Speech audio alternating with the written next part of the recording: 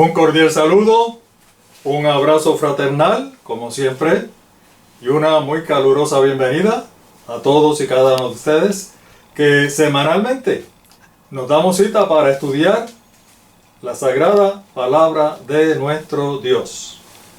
Como siempre, le invitamos a nuestro ministerio laico, nuestro ministerio misionero.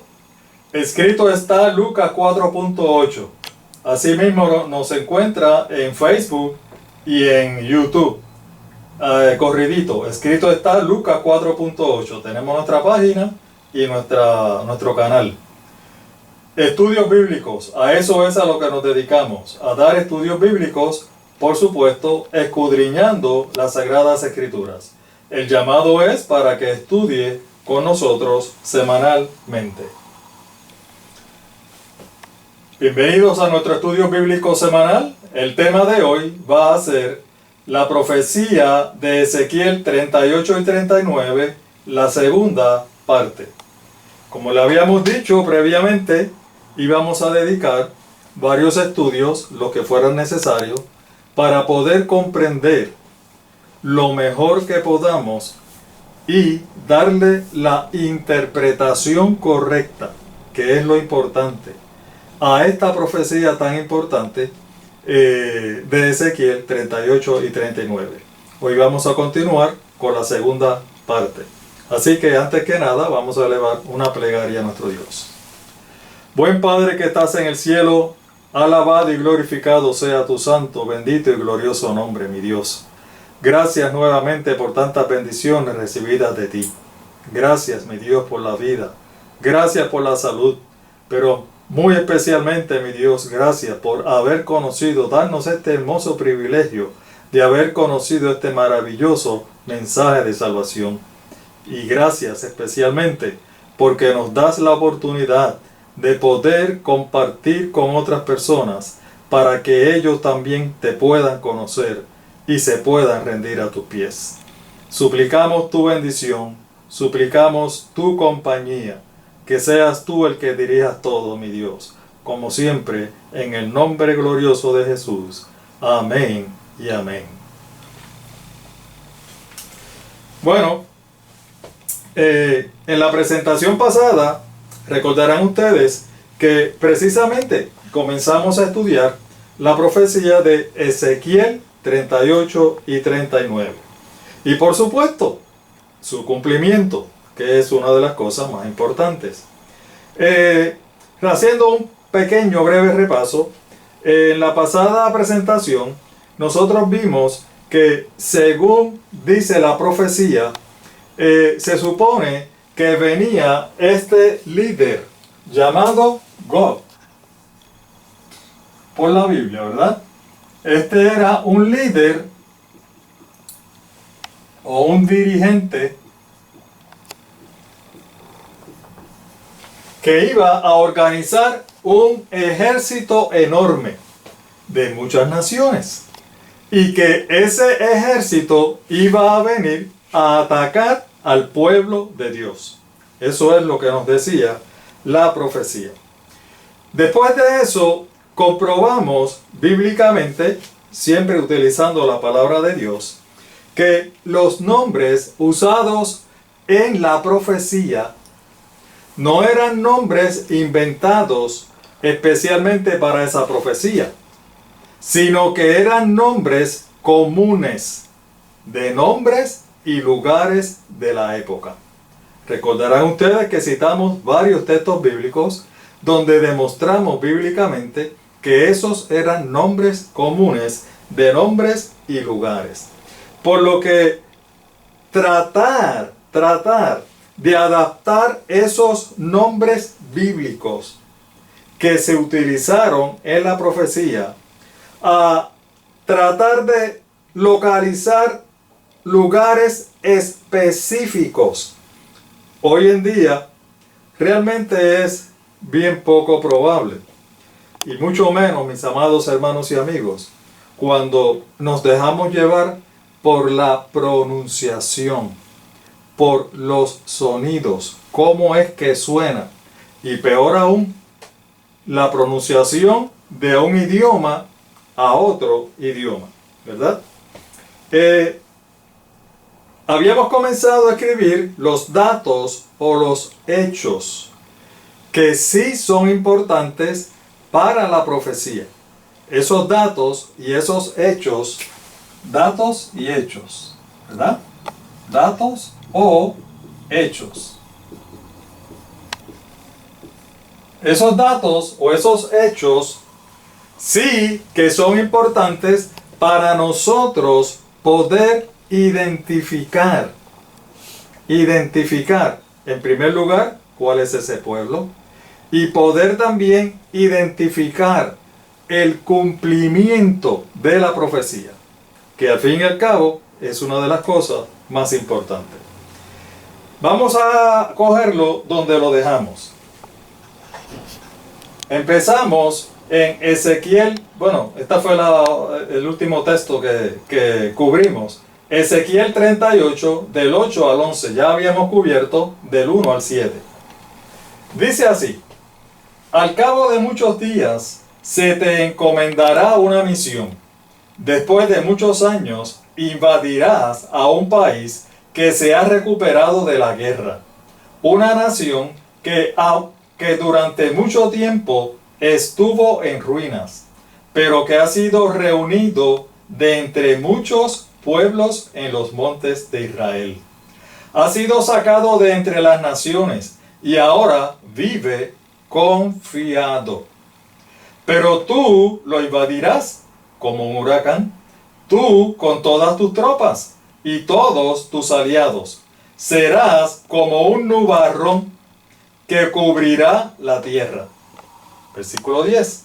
Así dice el Señor, omnipotente, en aquel día harás proyectos y maquinarás un plan perverso. Y dirás, invadiré a un país indefenso, atacaré a un pueblo pacífico que habita confiado en ciudades sin muros, sin puertas y sin cerrojos. Aunque habíamos comentado algo sobre este texto en la pasada presentación, hoy creemos conveniente abundar bastante más sobre estos textos. ¿Por qué? Porque estos textos, mis amados hermanos, para nosotros son muy reveladores. ¿Por qué? Porque aquí en estos textos precisamente es que se describe a ese pueblo, país, ciudad o nación, que en la profecía este dirigente con su enorme ejército va a atacar, según la profecía, ¿verdad? Así que aquí nos está describiendo para poder nosotros identificar cuál es ese pueblo. Tenemos que recordarles, mis amados hermanos, que la creencia popular, la creencia generalizada en casi toda la cristiandad, hermanos, en casi toda la cristiandad, es que ese pueblo que se refiere aquí,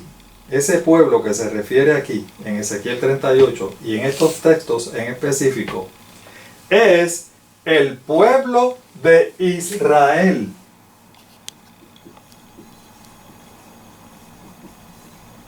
Literalmente.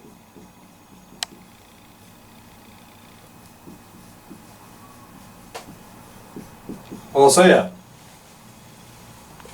la creencia común, la creencia generalizada de la cristiandad es que el pueblo que se está describiendo aquí es la nación que hoy existe literalmente como Israel, que se llama Israel. Esa es la interpretación generalizada de la mayor parte de la cristiandad. ¿Ok? Ahora, como dijimos en la pasada presentación, lo más importante es analizar los datos o los hechos. Estos datos o estos hechos, hermanos y amigos, yo no me los estoy inventando. Estos datos nos los da la misma profecía. Porque la misma profecía nos da esos datos para que usted y yo podamos identificar ese pueblo, país, ciudad o nación. ¿Ok? Así que vamos a analizar los datos que nos da la profecía.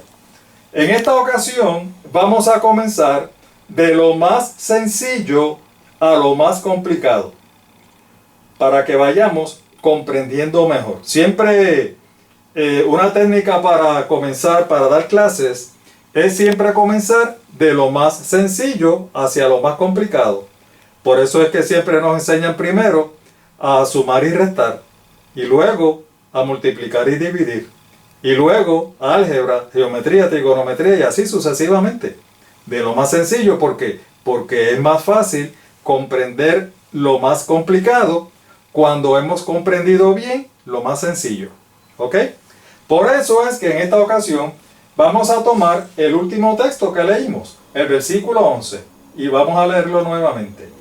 Dirás, invadiré a un país. Aquí está describiendo, mis amados hermanos, a ese país, a ese pueblo, a esa ciudad o a esa nación que Gog va a atacar con ese enorme ejército.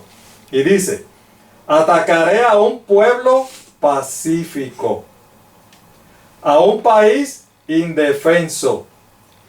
Además, dice que en ese país, pueblo, nación, dice que habita confiado. En esas ciudades, dice, no hay muros, no hay puertas, ni hay cerrojos. Vamos a tomarlo por parte y lo que vamos a hacer es que vamos a tratar de aplicar los datos que nos da la profecía para ver si se aplica al Israel, literalmente, de hoy en día. Lo primero que dice es que es un pueblo indefenso. Ese pueblo que se refiere a la profecía, hermanos, es un pueblo indefenso. Lo acabamos de leer, ¿verdad? Lo primero que dice es que es indefenso. Y yo le pregunto a ustedes, ¿qué es un pueblo o qué es un país o qué es una nación indefensa? Bueno, entre otras muchas cosas, podríamos decir que un país, una nación, una ciudad indefensa o una nación es, por ejemplo, un país que no cuenta con un ejército militar, un país que no cuenta con armas para defenderse, ¿verdad? En los días nuestros de hoy, donde está tan altamente desarrollada la tecnología y la digitalización, pues pudiéramos decir también que ese país tampoco cuenta con la tecnología necesaria para defenderse en caso de una invasión. ¿Ven ustedes? Eso es lo que nos está diciendo la profecía, para que usted y yo podamos identificar a ese pueblo. Vamos a tratar entonces de aplicar eso al pueblo de Israel, literalmente. Cuando lo tratamos de aplicar literalmente, mis amados hermanos, nos damos cuenta de que realmente no hay manera posible en que esta característica le pueda caer al Israel literal de hoy. ¿Por qué? Porque todos ustedes saben lo mismo que sé yo, a través de las redes sociales, a través del internet, a través de la televisión, documentales, a través de la prensa. Mis amados, que si hay un país, oigan esto, Si hay un país o una nación que cuenta con una red de defensa, vamos a ponerlo entre comillas, si hay un país que cuenta con una red de defensa, oigan, casi perfecta. No estamos hablando de una red de defensa chipichape, de que nos comunicamos por walkie-talkie y gritamos. No, no, no. Estamos hablando de una red de defensa casi perfecta. Es el pueblo de Israel. Ustedes y yo sabemos, mis amados hermanos, que en las últimas décadas, han sido tantas y tantas las veces que los países alrededor de ellos los han atacado, los han tratado de coger de improviso. Hermanos, nosotros aquí dimos un estudio cuando hablamos acerca precisamente de Isaac e Ismael, los judíos y los árabes. Enseñamos un mapa aquí donde se encuentra la nación de Israel e ilustramos también todos los pueblos gigantescos, naciones gigantescas que los rodean. Oigan, la proporción es una cosa inmensa, descomunal, tanto territorial como en número de personas. Miren, el pueblo de Israel, como dato, el pueblo de Israel moderno, después de haber estado tantos años esparcidos en las diferentes naciones, se declaró como nación y la reconocieron como nación el 14 de mayo de 1948. Se declararon como nación, o sea, la reconocieron como nación. Mira, mis amados hermanos, a las 24 horas de ellos, no habían pasado ni 24 horas, que ellos se habían declarado como nación, que ya los estaban atacando. Y no era un país, no era una nación, varias naciones simultáneamente. A las 24 horas de ellos haberse declarado como nación. Imagínense ustedes. ¿Y saben qué? No pudieron. No pudieron con ellos. No pudieron. Todos han fracasado. Por lo tanto, mis amados hermanos, país indefenso, el pueblo de Israel literal, yo no creo que le caiga a la descripción del país que se está hablando ahí. Vamos a la otra descripción. Un pueblo pacífico. Un pueblo pacífico.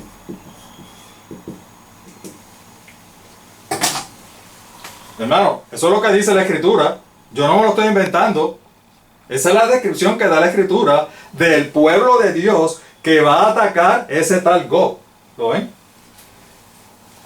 Con la trayectoria militar que tiene la nación de Israel, mis amados hermanos y amigos, parecería que ellos prácticamente desde que están en el vientre de la madre están aprendiendo tácticas y están aprendiendo cuestiones de guerra.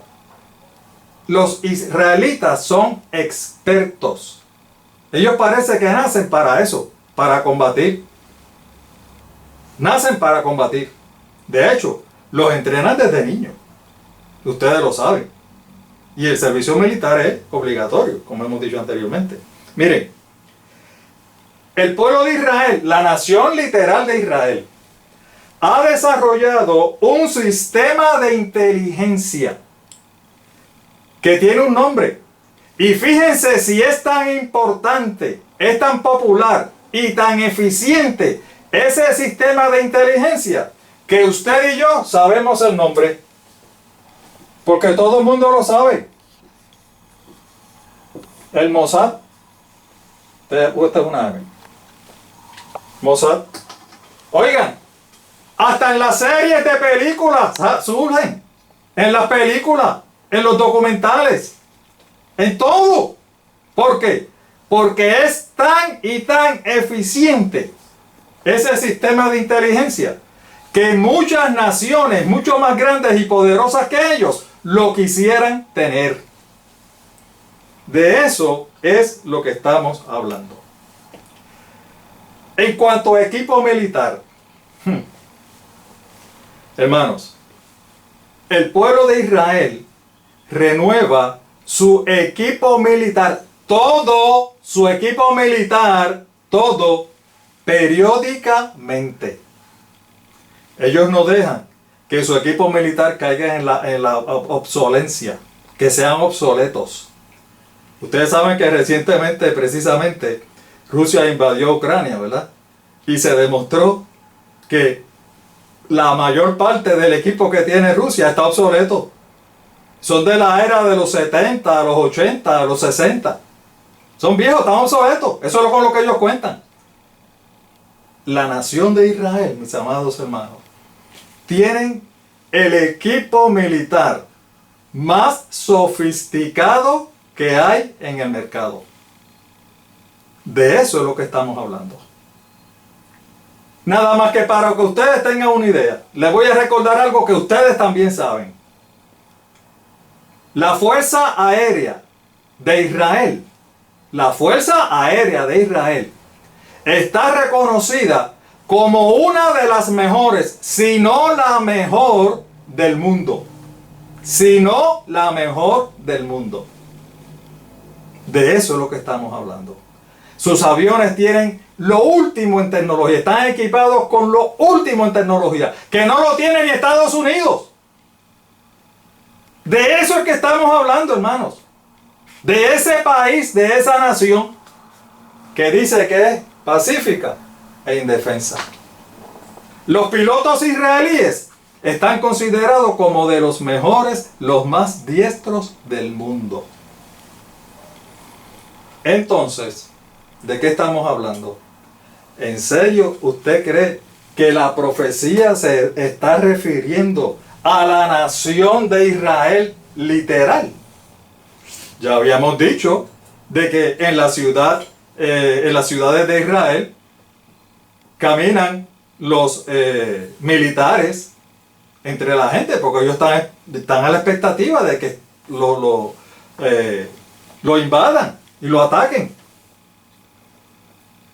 No son un pueblo de paz, no están indefensos, no son pacíficos. Hermanos, imposible que se refiera la profecía al Israel literal. Lo otro que nos dice aquí la profecía es que en la ciudad de Israel, ¿verdad? La ciudad, dice que no tiene muros, sin muros. Es una ciudad sin muros, sin puertas y sin cerrojos. Y sin cerrojos. Conociendo ellos, que prácticamente todas las naciones que los rodean están listos para atacarlos en cualquier momento. Yo les pregunto, ¿creen ustedes en serio que en el Israel literal la gente no está protegida? Que la gente no usa puertas, no usa cerrojos. ¿Creen ustedes eso? Muy difícil de creer. Definitivamente difícil. Si hay un país que verdaderamente tiene buenas puertas y buenos cerrojos, ese es precisamente el Israel literal. El pueblo al que la profecía se refiere es un pueblo, mis amados hermanos, que vive en paz, vive en armonía, que vive en paz, en armonía y lógicamente que son felices. ¿Creen ustedes que el Israel literal vive en paz, vive en armonía y son felices? Difícil creerlo. Por lo tanto, de primera intención, ya la misma profecía está descartando, la misma profecía con la descripción que está haciendo de ese pueblo, está descartando al pueblo de Israel literal. Ahora vamos a otra descripción. Versículo 8, segunda parte, dice: después de muchos años invadirás a un país que se ha recuperado de la guerra, una nación que durante mucho tiempo estuvo en ruinas, pero que ha sido reunido de entre los muchos pueblos en los montes de Israel. Ha sido sacado de entre las naciones, hermano, esto es bien importante. Ha sido sacado de entre las naciones y ahora vive confiado. Vive confiado.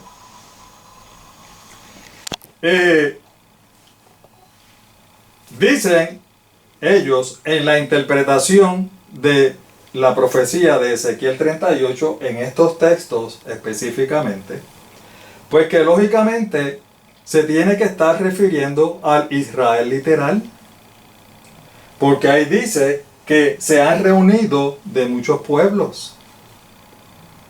Y como en el momento en que ellos se declararon como nación, el 14 de mayo de 1948, ellos dicen que esa profecía se cumplió precisamente en esta fecha. Porque muchos judíos, ustedes saben que los israelitas son los judíos, muchos judíos vinieron de diferentes partes del mundo. Se reunieron en la nación de Israel, en la tierra de Israel, y ellos allí formaron la nación de Israel y lograron que se les reconociera como nación. Por eso es que ellos dicen que como ellos vinieron de diferentes pueblos, se reunieron y se unieron como pueblo y hoy día tenemos la nación de Israel. Pues entonces esta fecha figura como la fecha clave cuando se cumplió esta profecía. Claro, aplicándolo al Israel literal. Hermanos, el mayor problema con nuestros queridos hermanos con esa interpretación, y ahora es que vamos a algo bien, pero que bien importante. Espero que estén tomando nota. El problema es que la mayoría de la cristiandad, la inmensa mayoría de la cristiandad, cree, piensa y predica que este pueblo de Israel literal continúa siendo el pueblo escogido de Dios. Usted le pregunta a cualquier cristiano y le pregunta de la nación de Israel, literal, y le dice: no, ese es el pueblo de Dios. Ese fue el pueblo que Dios escogió. Y como Dios lo escogió, continúa siendo el pueblo de Dios. ¿Ven? Ese es el pensamiento que ellos tienen. Que el pueblo de Israel continúa siendo el pueblo de nuestro Dios. Y que hoy en día el Israel literal, la nación de Israel, es el pueblo de Dios. Sin embargo, la Biblia nos enseña algo diferente. Si nosotros escudriñamos la Biblia como nos recomienda el Señor, nos damos cuenta de una cosa. Voy a borrar aquí para ilustrarles algo. Ustedes saben que la persona de nuestro Señor Jesús dividió la historia en dos, ¿verdad? Todo el mundo lo sabe. Dividió la historia en dos. En antes de Cristo y después de Cristo. Por lo tanto, vamos a poner aquí una cruz. Vamos a poner aquí la historia, ¿verdad? Y entonces, el nacimiento de nuestro Señor Jesús dividió la historia en dos. De aquí para allá fue después de Cristo. Y antes de su nacimiento, pues por supuesto era antes de Cristo. Hasta ahí todos me van siguiendo, ¿verdad? Eso es lo que nos dice la historia. En la Biblia, que es lo que nosotros estudiamos, en la Biblia, esto mismo que el Señor hizo en la historia, así como lo hizo en la historia, lo hizo en la Biblia. ¿Verdad? Por eso es que se conoce el Antiguo Testamento y el Nuevo Testamento. Y todos ustedes que son cristianos tienen que conocer que la Biblia se divide en dos, en el Antiguo Testamento y en el Nuevo Testamento. En el Antiguo Testamento, o sea, antes de Cristo, en el Antiguo Testamento, Dios escogió un pueblo, una nación. Ese pueblo y esa nación, ¿cómo se llamaba? Israel. Este era el pueblo escogido de Dios. Fue el pueblo que nuestro Dios escogió. ¿Y para qué fue que Dios escogió un pueblo? Porque los quería salvar a ellos nada más. Porque quería humillar al resto de las naciones. ¿Era que Dios no amaba al resto de las naciones? A los únicos que amaba a Dios era al pueblo de Israel. ¿Verdad que no? ¿Con qué objetivo fue que Dios escogió ese pueblo? Dios escogió ese pueblo con un propósito, con varios propósitos, entre los cuales el principal era para que ellos proclamaran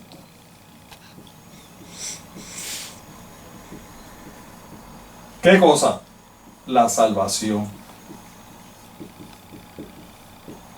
a los demás pueblos. O sea, el pueblo de Israel fue el medio que Dios utilizó para llegar a las otras naciones, para poderles comunicar a las otras naciones cómo era que se salvaba. ¿Quién era el verdadero Dios? Para que conocieran al verdadero Dios. Y conociendo el verdadero Dios, conocían el camino, conocían la salvación y se les daba la oportunidad de aceptarlo.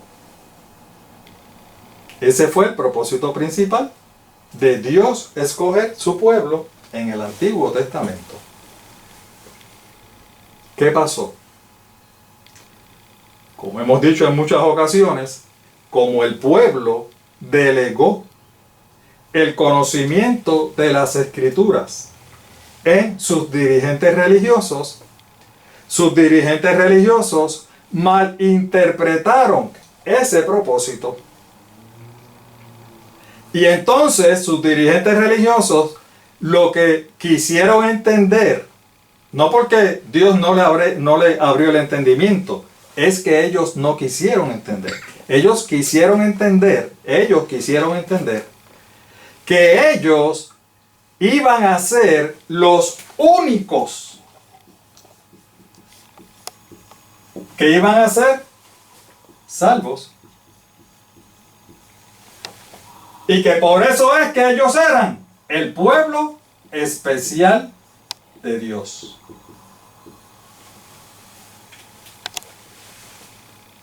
Y entonces eso les trajo que en vez de proclamar esas maravillosas verdades que nuestro Dios les había dado, lo que hicieron fue que ellos se encerraron en sí mismos. No solamente no proclamaron las verdades, el mensaje de salvación a las demás naciones. No solamente hicieron eso. Ellos empezaron a despreciar a las demás naciones. Las despreciaban. No querían saber de ellos. De ninguna manera. Es más, ellos decían que las demás naciones a las cuales ellos llamaban los gentiles. Gentiles, esta palabrita aparece mucho en la Biblia. Los gentiles, ellos le llamaban los gentiles a los que no eran judíos. Pues ellos pensaban que los gentiles, ¿saben cómo le decían? Que eran inmundos. Inmundos. Que no eran dignos de conocer el mensaje de salvación. Ustedes, los que han leído la Biblia y los que han leído el Nuevo Testamento, tienen que haber leído de la forma que los judíos se refieren a los gentiles. ¿Saben cómo les llaman? Les llaman perros. Oigan, comparar a una persona con un animal, con un perro, es terrible. Terrible, terrible. Llamar a una persona o comparar a una persona con un perro, hermanos, eso es una ofensa terrible. Y para la época, para esa época, era lo peor que uno le podía decir para ofender a una persona. Compararla con un perro. A ese punto llegaron ellos, de despreciar a las demás naciones. Por lo tanto, significa que ellos no cumplieron su misión de llevar el evangelio, de llevar el mensaje de salvación. Tan fue así que, como ya hemos dicho en muchas ocasiones, cuando el Mesías vino, el Mesías que le fue prometido a ellos, vino, ellos no lo reconocieron. No solamente ellos no lo reconocieron, ellos lo rechazaron. Ellos no lo aceptaron. Y finalmente, ¿qué hicieron con él? Lo crucificaron. Ese pueblo que se llamaba el pueblo de Dios. A los suyos vino y los suyos no le recibieron. Ese era el pueblo de Dios. Nuestro Dios, en su omnisciencia, sabía todo, porque nuestro Dios sabe el fin desde el principio. Sabía que eso iba a suceder. Por lo tanto, cuando nuestro Señor Jesús, la segunda persona de la divinidad, de la deidad, se hizo hombre, vino a cumplir varias misiones. Todo el mundo dice, bien, vino al plan de salvación, a redimirnos, eso sí, él vino a eso, y posiblemente esa fue su primera y más importante misión, pero no fue la única. No fue la única. ¿Por qué? Porque cuando el Señor nació, él vino, ¿saben a qué? A cambiar las reglas de juego. A cambiar las reglas de juego. ¿Por qué? Porque el pueblo de Dios que él había escogido le había fallado. Ahora, ¿qué iba a hacer el Señor? El Señor, dentro de su misión, había de escoger un nuevo pueblo. Un nuevo pueblo. Pero, habiendo pasado la terrible experiencia de haber escogido una nación como su pueblo representativo, Él dijo, yo no voy a escoger a ningún otro pueblo como nación. No, para que me represente. ¿Y le pase lo mismo que al pueblo de Israel? Seguro que no. Así que ¿qué fue lo que hizo? Él escogió ese nuevo pueblo. Lo iban a componer personas de diferentes naciones. O sea, que el pueblo de Dios después de Cristo no es el pueblo de Dios antes de Cristo, no es el mismo pueblo. No es el mismo pueblo, es un pueblo diferente. Ahora el pueblo de Dios no lo compone una sola nación. Ahora el pueblo de Dios lo compone muchas, pero que muchas diferentes naciones.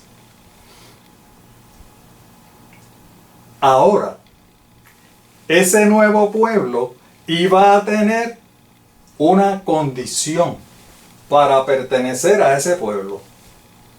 Una condición para pertenecer a ese pueblo. ¿Cuál era esa condición? El texto más conocido de todos nuestros cristianos. Juan 3:16. Porque de tal manera amó Dios al mundo, que ha dado a su Hijo unigénito, para que todo aquel que haga qué cosa, que en Él cree, no se pierda, mas tenga vida eterna. ¿Cuál es la nueva condición para pertenecer a ese nuevo pueblo de Dios? La nueva condición es creer, que no es otra cosa que fe. Fe en lo que nuestro Señor Jesucristo vino a hacer. Fe en su plan de salvación. Fe en su sangre derramada en el Calvario, para que usted y yo pudiéramos tener perdón de nuestros pecados. Ese pueblo, mis amados hermanos, ahora no lo va a componer una sola nación. O sea, que el pueblo de Dios no va a ser escogido por una línea sanguínea. Ahora, el pueblo de Dios es escogido por gracia, por fe, por creer.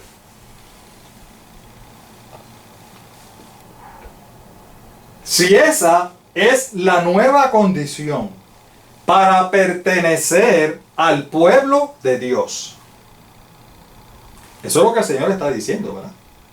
A todo aquel que en Él cree, no importa tu nacionalidad.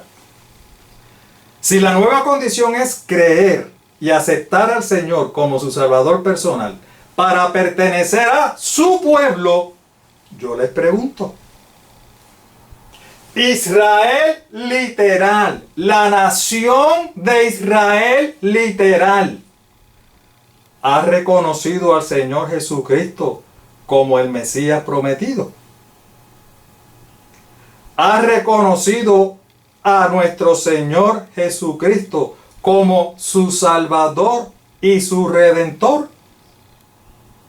Como nación, ¿qué creen ustedes?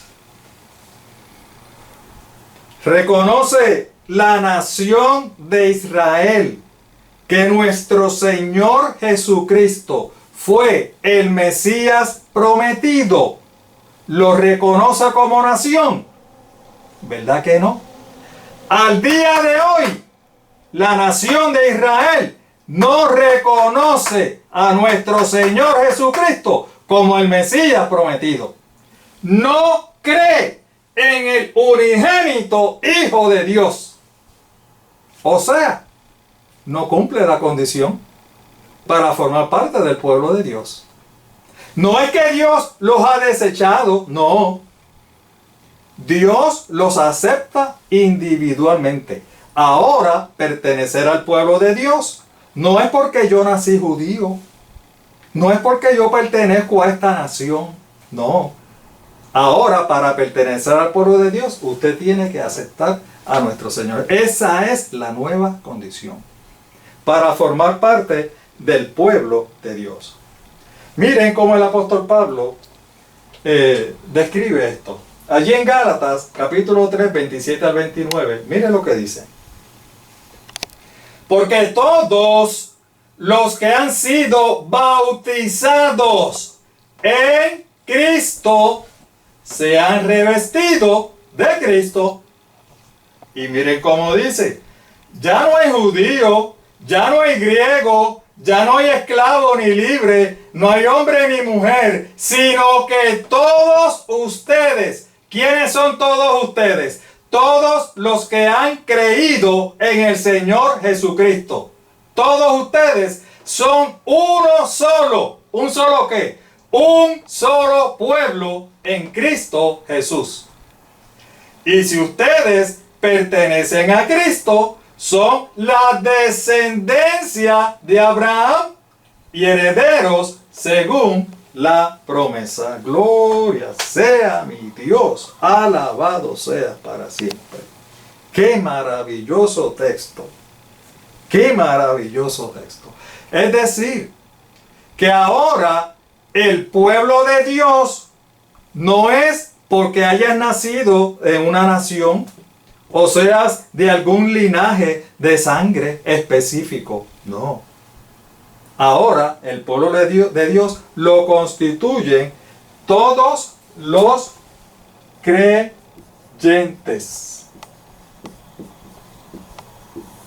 Todos los que hemos creído en nuestro Señor Jesús. Y fíjense que el apóstol Pablo dice que ahora todos los que hemos creído y hemos aceptado al Señor Jesús formamos un solo pueblo. Un solo pueblo. ¿Qué pueblo? El pueblo de Dios. Gloria sea su nombre. Usted y yo ahora formamos parte de ese pueblo de Dios. De diferentes naciones. La Biblia nos dice, nos acaba de decir, que si usted y yo hemos aceptado al Señor Jesús, ahora somos descendencia de Abraham. Gloria sea mi Dios. Usted y yo ahora somos descendencia de Abraham. Nuestro Dios nos considera como si fuéramos la descendencia de Abraham. Y no solamente la descendencia, ahora también somos herederos. Herederos. Según la promesa. La misma promesa que Dios le hizo a Abraham. Esa promesa se la hizo a usted y me la hizo a mí. Esa promesa que heredaron los descendientes de Abraham, usted y yo la vamos a heredar. ¿Por qué? Porque usted y yo ahora somos el pueblo de Dios. Gloria sea su nombre. Gloria, gloria, gloria sea su nombre. Mire cómo lo explica otra vez el mismo apóstol Pablo en Romanos 11, 5 al 7. Así también, aún en este tiempo, oigan, en el tiempo de él, pero también en el tiempo nuestro, ha quedado un remanente escogido por gracia. Aleluya, gloria, gloria. Escogido por gracia. No por línea sanguínea, no por nación, no porque sea judío, no. Ahora ha quedado un remanente escogido por gracia. Y si por gracia, ya no es por obras. De otra manera, la gracia ya no es gracia. Y si por obras, ya no es gracia. De otra manera, la obra ya no es obra. ¿Qué pues? lo que buscaba Israel, ¿cuál Israel? El antiguo pueblo escogido. No lo ha alcanzado, ni lo alcanzó, ni lo alcanzará como nación. Pero los escogidos sí lo han alcanzado. ¿Quiénes? Usted y yo. Y los demás fueron, ¿qué? Endurecidos. Fíjense qué categórico es aquí el apóstol Pablo. Nos está diciendo que ahora usted y yo somos ese remanente. Hermano, esto es una cosa espectacular.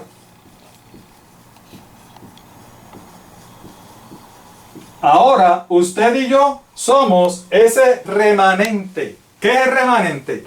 Lo que queda, lo poquito. Se escoge. Ustedes saben que cuando van, por ejemplo, de esto las gavillas, se saca la paja y se quedan las semillas, ¿verdad? Pues se limpió la paja. Se limpió la paja. Ahora quedó un remanente. Quedó lo que sirve. ¿Y qué es lo que sirve? Lo que sirve somos ustedes y yo, que hemos creído en el Señor Jesucristo. Nosotros somos el remanente de ese pueblo. Usted y yo somos el remanente. Cuando la palabra aquí el apóstol se refiere que ya somos ahora por gracia, escogidos por gracia, y que no es por obras, lo que significa la gracia precisamente es la fe. Es decir, las obras ahí significan la línea sanguínea. Ya no es por obra. Miren, ya no es porque usted nació judío que va a ser el pueblo de Dios. No, no. Ahora es por gracia. Ahora la condición es si usted cree y acepta al Hijo de Dios como su Salvador y Redentor. ¿No lo quisiste aceptar? Pues te lo perdiste. No eres parte del pueblo de Dios. ¿Me siguen?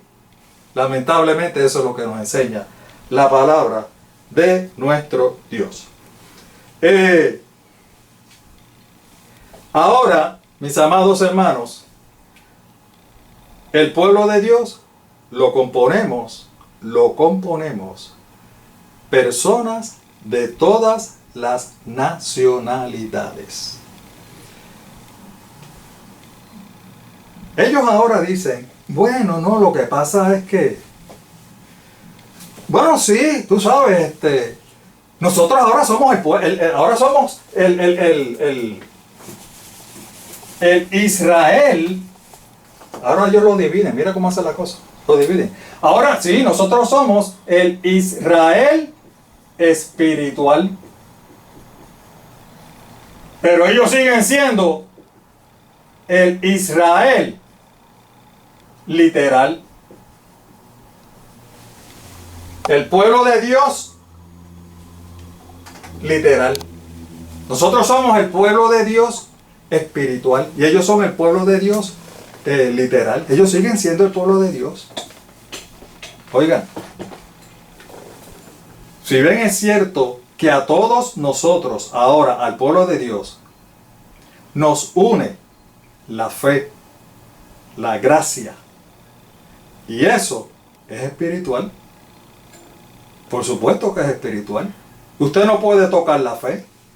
Usted no la puede oler. Usted no la puede ver.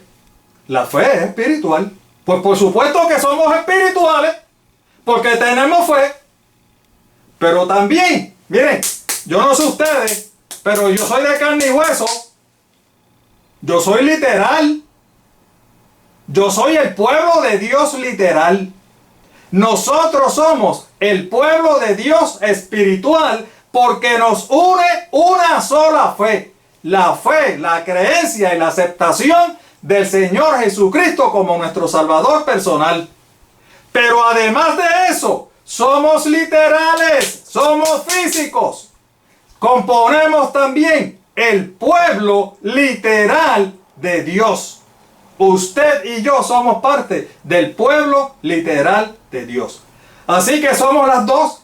Somos el pueblo espiritual y somos también el pueblo literal. Gloria sea nuestro Dios. Cuánto te alabo.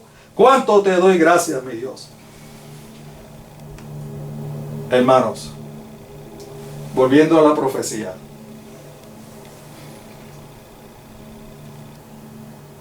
Así como demostramos que el pueblo de Israel literal no podía ser el que cumplía todos aquellos requerimientos, recuerdan, pacífico, indefenso, sin muros, sin puertas, sin cerrojos. Así tampoco, el pueblo de Israel es el que ha sido reunido de diferentes naciones, literalmente, en el 1948. Al pueblo que se refiere la profecía de Ezequiel 38 y 39 es a ustedes y a mí, los que vamos a ser salvos por fe en nuestro Señor Jesucristo. Ese pueblo de Dios que los componemos personas de diferentes naciones. Por eso es que Él dice que los ha reunido de diferentes naciones. Porque a lo mejor usted que me está viendo allá, yo soy puertorriqueño. A lo mejor usted es australiano, o dominicano, o estadounidense, o ruso, o chino. Pero formamos parte del pueblo de Dios. ¿Por qué? Porque Él nos ha sacado de las diferentes naciones y ha constituido un pueblo que le es fiel. Ese es el pueblo que se refiere Ezequiel 38 y 39. ¿Recuerdan la misión? La misión principal por la que Dios escogió un pueblo. ¿Cuál fue? La de proclamar el mensaje de salvación, ¿verdad? Y en eso, los judíos fracasaron. Oigan,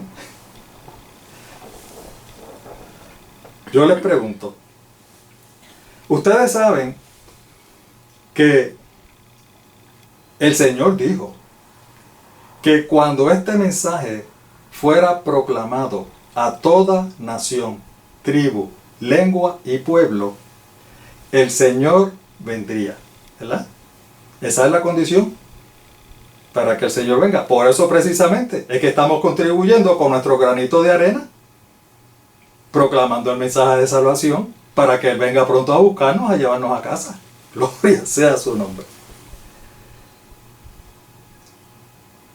Ustedes saben que el mensaje cristiano de salvación hoy en día es conocido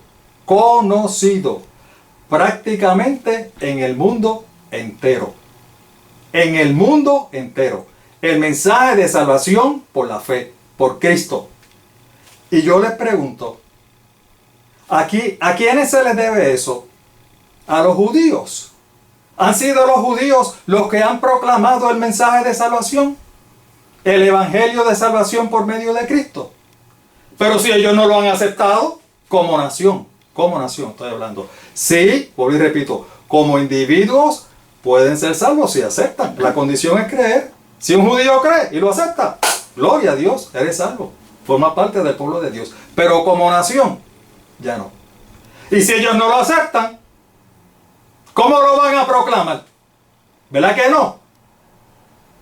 No es posible. Mire lo que dice la palabra de Dios. Primera de Pedro 2:9. Pero ustedes son linaje escogido. ¿Quiénes? Ustedes y yo. Real sacerdocio, nación santa, pueblo que pertenece a Dios. Gloria sea su nombre. Le pertenecemos a Él. Para que proclamen, ¿con qué objetivo? Para que proclamen las obras maravillosas de aquel que los llamó de las tinieblas a su luz admirable. Gloria sea su nombre. O sea, que la misión sigue siendo exactamente la misma. La misión suya es la de proclamar el evangelio de salvación. La nación de Israel no pudo, no quiso, no lo aceptó, pero nuestro Dios lo escogió a usted, me escogió a mí, de diferentes naciones, para que cumpliéramos con esa misión. Ahora, hoy en día, el mensaje de salvación se conoce prácticamente en todo el mundo. ¿Gracias a quién? ¿A los judíos? Por supuesto que no. Gracias a personas como usted y como yo, que hemos aceptado el Evangelio y formamos parte de ese nuevo pueblo de Dios. Gloria sea su nombre. Bueno, ya es hora de irme. Les invitamos para que la semana que viene estén con nosotros. Recuerden que este es nuestro logo. Estamos en YouTube y en Facebook. Y si lo comparten estos mensajes, pues podemos llegar a muchas partes en el mundo. La hierba se seca y se marchita la flor, mas la palabra de Dios nuestro permanece para siempre. Gloria sea su nombre. Escudriñad las Escrituras, porque a vosotros os parece que en ellas tenéis la vida eterna. Nuestro texto tema. Continuaremos con nuevos estudios bíblicos la semana que viene. Así que nos vemos la semana que viene, si nuestro Dios así lo permite. Que nuestro Dios nos bendiga a todos.